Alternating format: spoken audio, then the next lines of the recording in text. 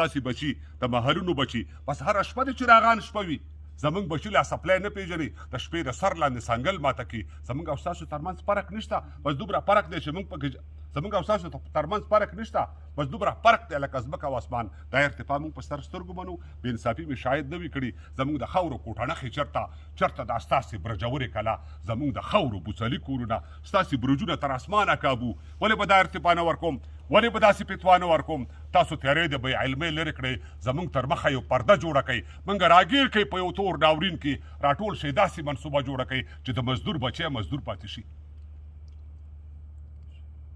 پیاړ صاحب چې د مزدور بچی مزدور پاتې شي تاسو یوه لویه سلسله جوړه کوي درنه رڼا په سترګو ونه ویني د تیارو داسې پروسه جوړه کوي چې د ماښام بچي ماښام الوځي موږ شاپرکو ته پنجره جوړه کوي ستاسو لاسونه قلمو ته جوړ دي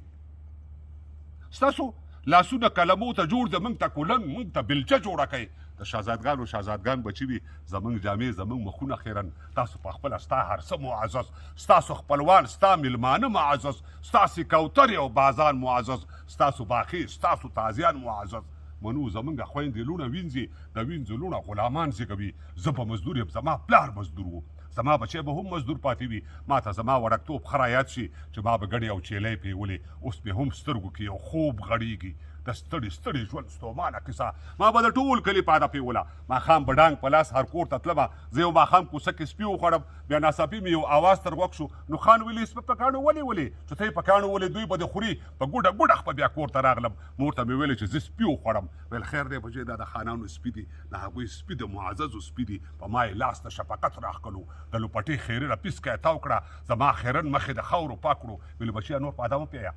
د دواړو سترګو نه یې اوښکې راغلې جوړې زما په حال غمجنه شوله همداسې تلې تر ګریوانه پورې ما یې د شونډو سپین پاړونه کتل پکې د وینو غوټۍ جوړه شولې بیا دواړه لاسه ګریوانه ته واچول مانه لا هغه خیرې هیرې نه دي او مانه لا هغه خیرې هیرې نه دي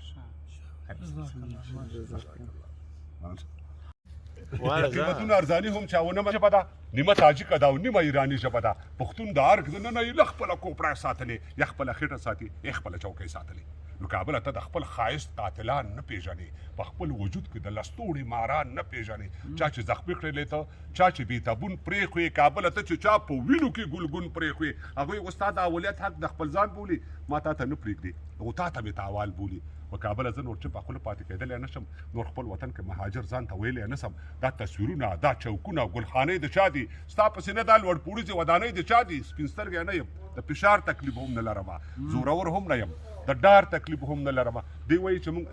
دوی وایي چې موږ د ګندمک معاهده نه ده کړې ما هم د تاجک او د ازبک معاهده نه ده کړې دوی وایي چې نوم د افغان د تذکرې ووځي زه وایم چې دی د افغان د دایرې ووځي دا ښه وه که نه ډېره دا وخت کې ډېره ګرمه مسله وه دوی وایي چې نوم د افغان له تذکرې ووځي زه وایم چې دی د افغان له دایرې ووځي دا ما ولسمشر قاضي صاحب ته نوی نظم و البته د جګړې سبا به دې چوپړ ته راشي طالبان د جګړې تا ټوپک خو تا ګټلی د میدان د جګړې سبا به دې چوپړ ته راشي طالبان د جګړې دوی به هم وبایلي سیاست ته د یارانو ارمان یو نه وایي چې ګپ لګوي دا ټوپکې خو تا ګټلی د میدان د جګړې سبا به دې چوپړ ته راشي طالبان د جګړې دوی به هم وبایلي سیاست ته د یارانو ارمان تر شا به پرېږدي د لکونو شهیدانو ارمان تاسو به هم لکه د نورو په څېر سپک شئ اخر تاسو به هم لکه د نورو په څېر سپک شئ اخر د ښار په شور او ګڼه ګوڼه کې به ورک شئ اخر تاسو به هم لکه د نورو په څېر سپک شئ اخر د ښار په شور او ګڼه ګوڼه کې به ورک شئ اخر تا به خوشحال کا څو شرطونه به په واک کې درکړي د جنوب څو ولایتونه به په واک کې درکړي انګور درکوي انګور درکوي خو د انګور تاک پلاس نه درکوي او ولې د ټول افغانستان واک په لاس نه درکوي د وینې تاریخ پړه به په اوږو یوسئ پام د 40 کالو جګړه به په اوږو یوسئ هر قدم دام دی لوم اول دی ته خبرې که نه په دې کې هم د رقیب چل دی ته خبرې که نه که تر قیامته پورې دغه تماشا ختمه شي انجینر صاحب که تر قیامته پورې دغه تماشا ختمه شي د تاریخ جبر له ما پیل شي په ما ختم شي هغه زه تر کاڼي کلک تر ګل نازک یم زه پردي و څه له خپل پښتون نه سپک یم څه د ورک پښتانه غږ یم لا ورک بیا مو کډې را په سر شوې بیا مو ژوند شو په خیمو کې بیا له سره انقلاب شو بیا مزل شلو په غرو کې بیا یو بل ستوری روان دی له مداره خطا کېږي دا به هم د چاو د پوندو د پنجو لاندې ماتېږي ښه خبر یې فرعونیت چې نور لر اوجه رسېدلی مخکې هم داسې یو ستوری له مداره ووتلی او همداسې زبرځواک و قشان تک سور و زموږ د چاو د پوندو لاندې مات ذره ذره شو ښه پوهېږو دا متل دی چې غوا توره د پیز سپینې ښه پوهېږو چې موږ داسې در په در خاورې په سر یو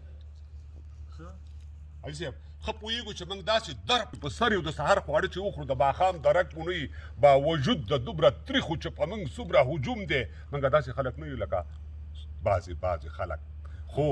ګوره یو خبره واورئ چې راتګ دلته آسان دی بېرته ستګ به وي بیا داسې دا سردرد به بیا سرطان شي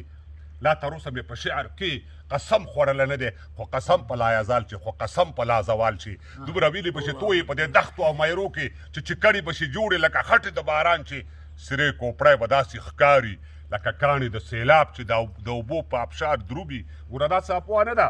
او سلې به مو تر اوجه څنګه نه رسي سرکوزیه چې زمونږ د خاورو خټو بوڅلي کورونه وران شي او یا زمونږ د ډیوې سپینه رڼا موږ نه څوک تروړي موږ مجبور یو چې محل نه زموږ د کلي کنډر جوړ کړو او د رڼا د رڼاګانو برجلو نه رانسکور کړو ای د عرش خاموش ستنو تاسو ولې نه لړزېږئ تاسو ولې نه خبرېږئ دا زموږ ساړه اهونه دا په موږ باندې ظلمونه دا زموږ فریادونه د دې ځمکې لوی مالک ته د چتونو لوی خالق ته ستا په ځمکه موږ ته وایي چې له دې ځمکې نه وځئ نو موږ کومې خواته لاړ شو او ستا نوم یې پر ځان ایښی دې ثاني فرعونیت ته موسی په کار دی او سلیب و نور تر اوجه رسېدلي ذوالجلاله خیر